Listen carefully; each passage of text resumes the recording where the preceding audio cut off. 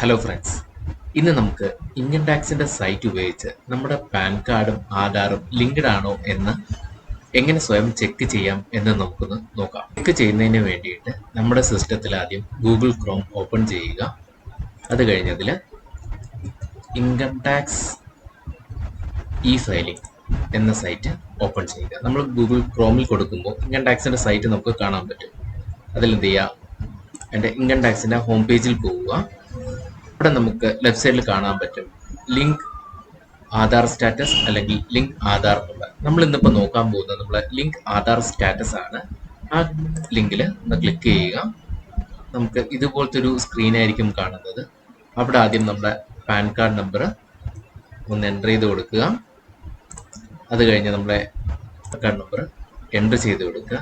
എന്നിട്ട് ഇവിടെ നമ്മൾ ലിങ്ക് ആധാർ സ്റ്റാറ്റസ് ഒന്ന് ക്ലിക്ക് ചെയ്യുക. നമ്മുടെ പാൻ കാർഡും ആധാറും ലിങ്ക്ഡ് ആണ് എന്നുണ്ടെങ്കിൽ നമുക്ക് ഇങ്ങനെ ഒരു മെസ്സേജ് ആയിരിക്കും വരുന്നത്. Your PAN card is already link to given Aadhaar number. Okay, thank U.